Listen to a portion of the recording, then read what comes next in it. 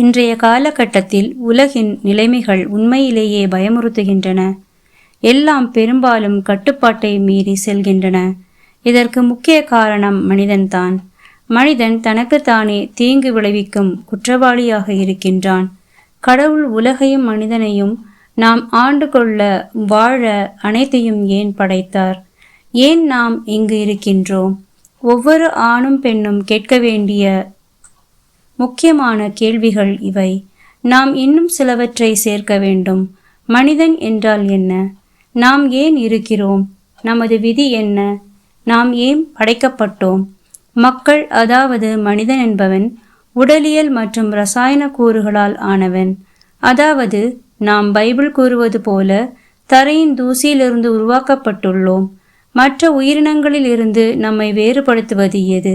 உயிரியல் ரீதியாக மனிதனை ஒரு உயிரினமாக தொடங்குகிறோம். நமது கலவை இரசாயனமானது. நமக்கு ஒரு எலும்பு அமைப்பு, பல்வேறு வகையான திசுக்கள், ஒரு நரம்பு மண்டலம், உள் உறுப்புகள், தோலின் வெளிப்புற அடுக்குகள், இவை அனைத்தும் நம்மை மனிதனாக உருவாக்குகின்றன. மனிதன் தனித்தன்மையுடன் நம்மை போல் நடந்து கொள்ள வைப்பது எது? நாம் ஏன் தார்மீக துன்பங்களை அனுபவிக்கிறோம் மற்றும் தெரியாதவற்றிற்காக ஏன் ஏங்குகிறோம்? ஒவ்வொரு துறையிலும் நாம் ஏன் அதிக உயரத்திற்கு செல்கிறோம்? அறிவை அதன் பொருட்டே ஏன் தேடுகிறோம்? பௌதிக உலகில் நம்மை மேலும் மேலும் சாதனைகளுக்கு தூண்டும் இந்த மனித அறிவு ஏன் நமக்கு இருக்கிறது? புவியீர்ப்பு அனைத்து பௌதிக பொருட்களின் செயல்களையும் பாதிக்கிறது மற்றும் நிர்வகிக்கிறது. அதேபோல் ஆன்மீக விதிகள் நமது செயல்களையும் நடத்தையையும் பாதிக்கின்றன மற்றும் நிர்வகிக்கின்றன. நாம் கடவுள் அளித்த ஆன்மீக மற்றும் ஒழுக்கத்தை மீற முடியாது. அன்பு, வெறுப்பு, அழுகை, போற்றுதல், உத்வேகம் போன்ற எல்லா இயல்பான உணர்வுகளையும் அறிவியல் பூர்வமாக கண்டறிய முடியாது. மனிதனின் மர்மத்தை அறிய அறிவியல் தனது அறிவை பங்களிக்க முடியும் என்றாலும், நாம் யார், நாம் ஏன், நமது விதி என்ன என்பதை கடவுளால் மட்டுமே சொல்ல முடியும். அவருடைய வார்த்தையான பைபிள் மனித அறிவில் இல்லாத பரிமாணத்தை நிரப்புகிறது. பைபிளில் கற்பிக்கப்பட்டுள்ளபடி நமது இயல்பை புரிந்து கொள்வதற்கான முக்கிய காரணி என்னவென்றால், மற்ற விலங்குகளிலிருந்து நம்மை வேறுபடுத்துவது நாம் கடவுளின் உருவத்தை பெற்றுள்ளோம் என்பதே. ஆதியாகமத்தின் முதல் அத்தியாயம் கடவுளின் சாயலை பற்றி நமக்கு என்ன கற்பிக்கிறது? ஆதியாகமம் 1 அதிகாரம் 26 இவ்வாறு கூறுகிறது: பின்பு தேவன், நமது சாயலாகவும் நமது ரூபத்தின் படியேயும் மனுஷனை உண்டாக்குவோமாக. அவர்கள் சமுத்திரத்தின் மச்சங்களையும் ஆகாயத்து பறவைகளையும் மிருக ஜீவன்களையும் பூமி அனைத்தையும் பூமியின் மேல் ஊறும் சகல பிராணிகளையும் ஆளக்கடவர்கள் என்றார். கடவுளுடனான உறவின் காரணமாக மனிதன் மற்ற எல்லா உயிரினங்களிலிருந்தும் தனித்து நிற்கிறான்.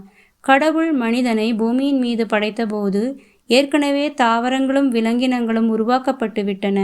கடவுள் படைத்த எல்லாவற்றிலும் மனிதன் மட்டுமே கடவுளின் சாயலில் படைக்கப்பட்டான். இதுவே மனிதர்களுக்கும் மற்ற உயிரினங்களுக்கும் உள்ள மிக அடிப்படையான வேறுபாடு. பைபிள் முழுவதும் மனிதனுக்கும் கடவுளுக்கும் உள்ள உறவு ஒரு தகப்பன் மற்றும் அவன் பிள்ளைகளுக்கு இருக்கும் உறவாக குறிப்பிடப்படுகிறது. மற்றும் குழந்தைகள் பொதுவாக தங்கள் பெற்றோருடன் வலுவான ஒற்றுமையை கொண்டுள்ளனர். எபிரேய நூலின் ஆசிரியர் கடவுளுக்கும் நமக்கும் உள்ள உறவை எபிரேயர் 2 அதிகாரம் 11 முதல் 13 கூறுகிறார். மேலே கூறப்பட்ட வசனங்கள் மனித குலத்திற்கான கடவுளின் குறிப்பிடத்தக்க நோக்கத்தை வெளிப்படுத்துகிறன. பைபிளின் செய்தி கடவுள் மனிதனை அவருடன் தொடர்பு கொள்வதற்கும் அவர் நினைப்பது போல் சிந்திக்கும் திறனுடனும் படைத்தார் என்பதை காட்டுகிறது. மேலும் நாம் அவரைப் போலவே இருக்க வேண்டும் என்று கடவுள் விரும்புகிறார். குணத்திலும் இறுதியில் சாயலிலும் நாம் அவரைப் போலவே இருக்க வேண்டும் என்று விரும்புகிறார். இயேசு கிறிஸ்துவை போல இப்போது கடவுளின் மகிமைப்படுத்தப்பட்ட பிள்ளைகளாக இருப்பதே நமது விதி என்று 1 யோவான் 3 அதிகாரம் 2 கூறுகிறது. மனித குலத்திற்கான கடவுளின் மகத்தான நோக்கத்தில் இரு பாலினங்களும் சேர்க்கப்பட்டுள்ளனவா?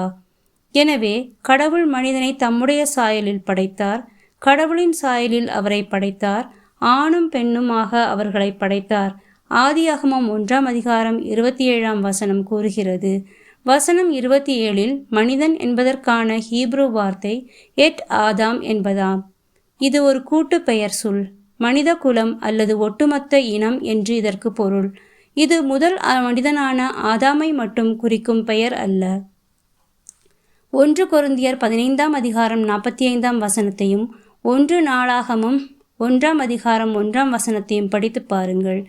எனவே கடவுளின் சாயல் என்பது தனியாகவும் கூட்டாகவும் பொருந்தும்.